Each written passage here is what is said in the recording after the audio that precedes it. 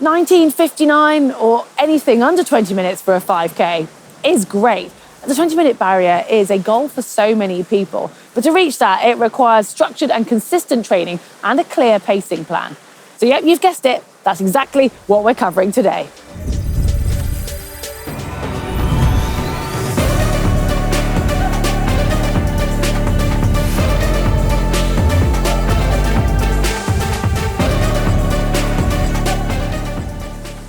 So in order to get under 20 minutes, you need to hit 3:59 per kilometre or 6 minutes 25 seconds per mile.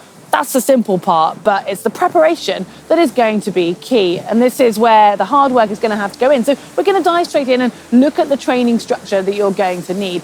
So first up, you need to address just how much you're doing at the moment and where your running's at. Because ideally, you want to build up to around 4, potentially 5 runs per week.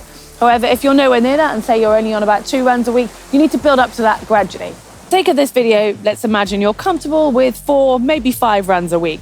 Within those runs, you're going to need one that is longer, one session that is close to or slightly faster than your race pace, and if you have the capacity for a threshold style session, that as well.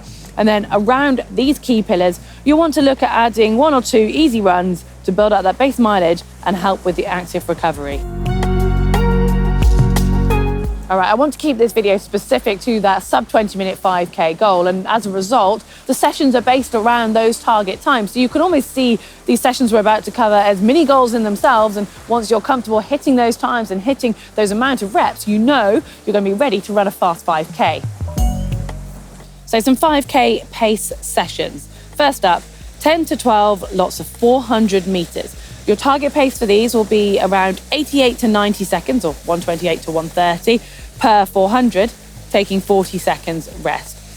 Reduce the rest to 30 seconds if you can, and then build it up to doing 14 400s when you're ready. Next up, we have the mini pyramid. So it's 1 minute, then 2 minutes, then 3 minutes, back down to 2, then 1, 3 times through, but just taking 30 seconds rest after each one. And here you want to aim for holding around 4 minute per kilometre pace the whole way through. Take an extra 60 seconds after each of those sets if you need to. And then finally, we have 5 to 6 lots of 1K efforts, taking 90 seconds rest. This is a really simple race pace session. If you aim to hold around 3:55 per kilometre, then you know you're spot on. These are just suggested sessions, so have a play around and see which ones work for you. Now, the idea is you're trying to hit race pace or a little bit quicker in some of those situations. And if you're finding it a little bit too hard, then feel free to add in more rest at the early stages or reduce the number of reps or a combination of both, but really try and hit the pace that's recommended. And these are key sessions, so you only want to be doing 1 of these per week maximum. And you want to make sure you're coming in prepared to work hard. So you want to be mentally prepared, well rested, and also well fueled so you can really get the most out of these sessions. If you're still finding it too hard when you're reducing the reps and you're increasing the rest, then maybe it's a good idea that you just increase that goal time for a moment. So maybe aim for 22 minutes or 24 minutes. And once you've hit that, you then bring it down and you target these sessions after that. This is a simple part, the long run. You don't need to really complicate this, but try to build up so that you're covering around at least 10K or 60 minutes in duration. And you don't have to worry too much about pace, so take it off-road if you like, and that's really going to help you get stronger and more robust. Just make sure that it's quicker than your super easy runs, but it's not stressing your body too much, and you should be able to hold a conversation quite comfortably.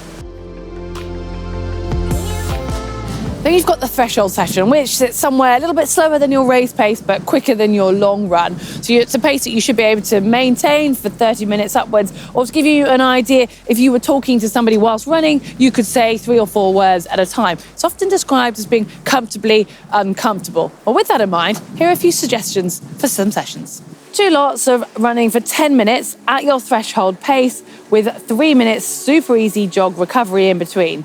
Or 6 lots of 4 minutes at your threshold pace with 1 minute of super easy jog recovery.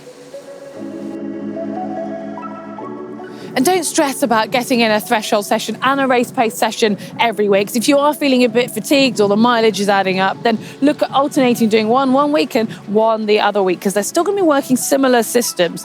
And then on top of those structured runs, we've got 1 or 2 of those easy jogs, and they should be just quite enjoyable. It needs to be super slow. Just ignore your watch. Doesn't matter about pace. Keep them around 30 to 40 minutes. And the whole idea is you're getting your body moving and you're helping yourself to recover. So it's quite often a good idea to do one of these after one of the key sessions we've talked about. And it'll just help you prepare for that next key session you might have in a few days' time.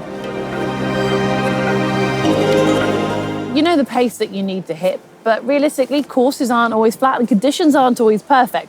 So you need to bear that in mind. For example, if you've got an uphill on your run, then you're going to be a bit off the pace, but you need to try and make up for that on the downhill parts. But if you're really keen on getting this sub 20 and you need a little bit of extra help, it might be worth finding a course that you know has a good reputation for being a little bit faster, or sticking to something that's entirely on road and is pretty flat. Now, when it comes to the training, you know you're ready when you can hit these sessions that I've talked about, when you're constantly hitting that race pace. So you need to have built up to those in a nice strong training block that's been very consistent. But then the week before, you really want to back off and do some lighter runs. You don't need to do any key sessions, but do a few strides and just basically make sure that you're feeling great. That said though, you're going to be going into an event feeling great, so you're going to have to be really careful with the start of your pacing. When it comes to race day, though, make sure you've had your breakfast or whatever meal it is beforehand in plenty of time, and you do a really thorough warm-up, because as you'll know by now, the target pace of around 3:55 per kilometre is quite snappy. So you need to be stood on that start line, ready to go. You've not got a long time to sort of ease into this. You want to be hitting that pace straight away. And talking of which, if you've done a good taper and you're well rested, it might actually feel really easy, and it can be tempting to go off too hard, but try to rein that in. It's fine to go a little bit quicker than pace for the first 400 to 500 meters, but any more than that or too fast, then you'll really feel a sort of come back to bite your legs later on. So get into that rhythm, try and relax, keep an eye on your watch if you're using one, or paces if you've got them there. And then it's when it gets to around the 3rd and the 4th kilometer of your 5K, you really need to be conscious, because that's when your body will just start to fatigue slightly, and if you don't keep an eye on the clock, you might start to back off the pace without realising. Get through that 4th K and you know you've just got 1K to go, and this is where you just have to give it absolutely everything to that finish line, ignore the watch at that point, and make sure you finish completely empty. And I reckon you've got a sub 20 in you if you follow this plan, so good luck. And if you've enjoyed it, give us a like. Remember, you can hit that globe to subscribe to get more videos like this, and you can follow us on social media if you're not yet doing so.